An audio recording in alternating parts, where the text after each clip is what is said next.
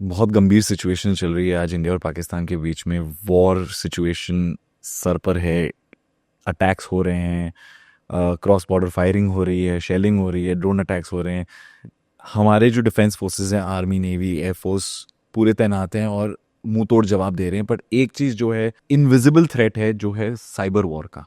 तो सबसे पहले इस टाइप की सिचुएशंस में जब भी cyber war kind of situation create होता है या कोई भी कंट्रीज अगर वॉर जोन में है, तो सिचुएशन में एक कंट्री दूसरे कंट्री पे ट्राई करेगा कि उनके क्रिटिकल इंफ्रास्ट्रक्चर को अटैक करे उसे उनके कंप्यूटर सिस्टम्स को, सर्वर को इन्फेक्ट करे through malicious softwares, malicious codes and miss information spread करना। ये बहुत कॉमन होता है, मिस इन्फॉर्मेशन स्प्रेड करना through various fake social media platforms और इनफैक्ट उनके जो कंट्रोल्ड हैंडल्स हैं, एक्स हैंडल्स हैं, उनके थ्रू मिस इन्फॉर्मेशन फ्लोट करना।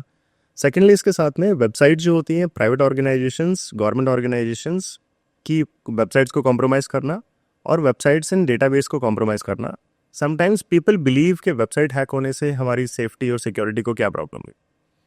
Let us suppose if some hacker wants to hack into particular individual या किसी ऑर्गेनाइजेशन, let us say किसी आर्मी के कंप्यूटर सिस्टम्स या आर्मी के ऑफिसर्स के कंप्यूटर सिस्टम्स को हैक करना है, तो नॉर्मली कोई एक तो इस तरीके से सोच सकता है कि अच्छा ठीक है, कंप्यूटर सिस्टम्स को हैक करने के लिए क्या करेंगे, हमें उनके सिस्टम्स पर अटैक करना है या कोई अटैचमेंट सेंड करना है ईमेल पे, वो अटैचमेंट ओपन करेगा, सिस्टम हैक हो जाएगा। This is a easy approach जो कोई भी समझ सकता है।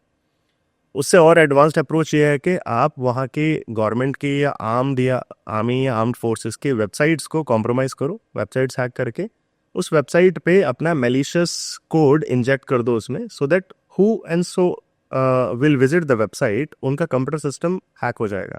मतलब मैंने वेबसाइट विजिट किया, अब क्योंकि वेबसाइट में जो कोड था वो मैलिशियस था, मैंने जो वेबसाइट का पेज ओपन किया नॉर्मली www.something.com, अब ऑफिसर्स क्या होते हैं, अपने डिपार्टमेंट की वेबसाइट तो ओपन कर ही लेते हैं, उनके लिए वो ट्रस्टेड होती है।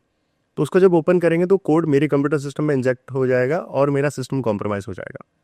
अब बेसिकली टारगेट उन्होंने वेबसाइट को किया था, वेबसाइट के थ्रू ऑफिसर के सिस्टम भी हैक कर लिया। जैसे पैगासस अटैक के बारे में आपने सुना है कि इंडिया में अभी रिसेंटली सुप्रीम कोर्ट का जजमेंट भी आया है कि इंडिया नेशनल सिक्योरिटी के लिए इस तरीके के अटैक्स अगर कॉम्प्रोमाइज किसी का मोबाइल फोन करते हैं तो कर सकते हैं। तो इस लेवल के जो हाई एंड अटैक्स होते हैं उसके लिए crores and crores of rupees invest होता है, रिसर्च होता है, तभी अटैक बिल्ड होता है। तो इंडिविजुअल्स के लिए थ्रेट अलग है, हाई प्रोफाइल लोगों के लिए थ्रेट्स अलग हैं। तो ऐसे केसेस में अगर कोई इंडिविजुअल है, एक आम इंसान क्या कर सकता है, वो हाई प्रोफाइल सिक्योरिटी तो नहीं रख सकता है या अफोर्ड भी नहीं कर पाएगा इतना, तो उसे करना चाहिए। एक बहुत ईजी वेबसाइट है जिसको कोई भी रेफर कर सकता है, virustotal.com, फ्रीली अवेलेबल है, कोई भी ओपन कर सकता है। virustotal.com, you visit this website और इस वेबसाइट पे 90+ एंटीवायरसेस अवेलेबल है।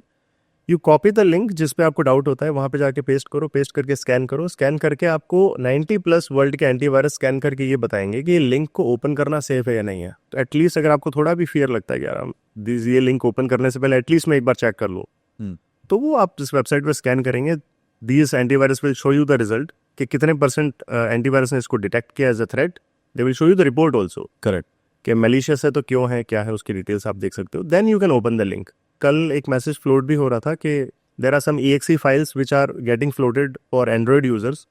अब एंड्रॉयड यूजर्स को टारगेट करना, कॉम्प्रोमाइज करना और कंपैरेटिवली ईजी होता है आईफोन में। आईफोन में क्या होता है कि सिक्योरिटी है कि यू कांट डाउनलोड डायरेक्टली वो पर्टिकुलर एप्लीकेशन जो आपके एप्पल स्टोर में नहीं है। बट एंड्रॉयड में ये प्रॉब्लम है कि काफ़ी सारी जो एप्लीकेशंस होती है जो प्ले स्टोर में नहीं है, but you can directly download them, which can infect your mobile phone, और हैक करने की वजह से फिर हैकर को उसका रिमोट एक्सेस चला जाएगा। करेक्ट। सो जो आर्म्ड फोर्सेज हैं, सिक्योरिटी फोर्सेज हैं, उनकी फैमिलीज को भी टारगेट किया जा सकता है, जिससे इस तरीके के स्पाईवेयर सेंड करें, मोबाइल फोन हैक करें और फिर उनकी बात सुन के उनको रियलिटी पता चले अक्रॉस द बॉर्डर कि इंडिया में ग्राउंड रियलिटीज क्या है, क्या प्लानिंग है, स्ट्रेटेजीज है। एट टाइम्स ठीक है, जितना भी इन्फॉर्मेशन मिल सकता है वो सारा यूजफुल होता है वॉर सिचुएशन में। जैसे अभी पाकिस्तान में हुआ, पाकिस्तान में क्या हुआ कि पाकिस्तान में एक्स जो है वो बैन था। एक्स जैसे ही उन्होंने डीबैन किया, डीबैन करने के बाद में वहाँ पे सिटीजन्स ने एक्स पे पोस्ट करना स्टार्ट कर दिया, यहाँ पे ब्लास्ट हुआ है, यहाँ पे मिसाइल गिरी है, यहाँ पे ड्रोन अटैक हुआ है, उसकी वीडियोस पोस्ट करने स्टार्ट कर दिए। एंड इंडिया में ये हमें इंटेल्स मिलने लगेगा, अच्छा प्रूफ मिलने लगे, एविडेंस मिलने लगे कितना डैमेज हुआ है, नहीं हुआ है। अदरवाइज हमारे पास वो इन्फॉर्मेशन पहुँचने में हो सकता है कि टाइम लग जाए, हो सकता है कि सारी इन्फॉर्मेशन नहीं पहुँचे, कुछ इन्फॉर्मेशन हमारे पास में हो, बट जितना लोग पोस्ट करेंगे, लोग जितना रिएक्ट करेंगे, उतनी इन्फॉर्मेशन अक्रॉस शेयर होती है। करेक्ट। तो यहाँ पे जैसे कल काफ़ी लोगों ने जम्मू में वहाँ पे जो फायरिंग हो रही थी या जो अटैक्स हो रहे थे, जो भी एक्टिविटीज़ हो रही थी, उनके वीडियोस बना बना ये पोस्ट करना स्टार्ट कर दिया।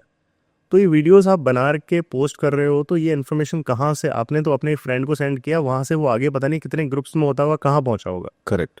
So it is not right.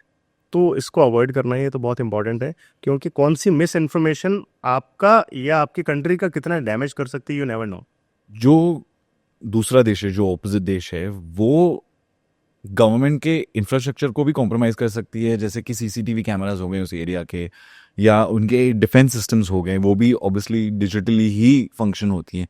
तो वो सारी चीज़ों को कैसे सेफगार्ड रखते हैं हम? There are two systems, one computer system with internet, one computer system without internet.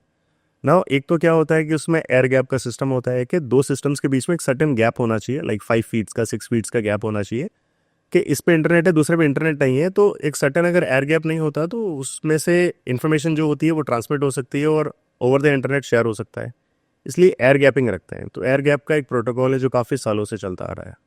दूसरा ये होता है कि उस सिस्टम को आइसोलेट कर देते हैं बाकी सारे सिस्टम से जिस पे क्रिटिकल इंफॉर्मेशन होती है। तो जो सिस्टम इंटरनेट से कनेक्टेड है वो उसको वर्स्ट केस सिनेरियो के लिए प्रिपेयर करके रखते हैं कि कभी कॉम्प्रोमाइज हुआ तो उस पर ऐसी कोई इन्फॉर्मेशन मैं स्टोर ही नहीं किया। करेक्ट। तो ये बेसिक प्रिपरेशन है। देन हर एक ऑर्गेनाइजेशन अपना एक रिस्क असेसमेंट करता है कि हमें क्या क्या रिस्क है। अच्छा, वॉर हुआ तो क्या होगा, अगर अर्थक्वेक आ गया तो क्या होगा, साइक्लोन आ गया तो क्या हो गया, ठीक है। अगर ये डेटा हमारा सारा डैमेज हो गया तो हमारे पास इसकी कॉपी कहाँ पे है, उसकी और कोई थर्ड कॉपी भी है क्या हमारे पास। तो ये बैकअप प्लान्स एक अपने आप में प्लान है। तो बेसिकली डिजास्टर मैनेजमेंट हर कोई ऑर्गेनाइजेशन, कोई अगर जैसे टाटा ग्रुप है, रिलायंस ग्रुप है, ये भी अपना डिजास्टर मैनेजमेंट करेंगे। अगर कल को अगर कोई प्रॉब्लम हमें होगी तो हमारा डेटा डिस्ट्रॉय ना हो जाए। इस टाइप के सिचुएशंस, वॉर सिचुएशंस के अंदर और टीम अलर्ट हो जाती है और टीम और मैन पावर जो है वो और इम्प्रूव भी कर देते हैं, उसको इंक्रीज भी कर देते हैं।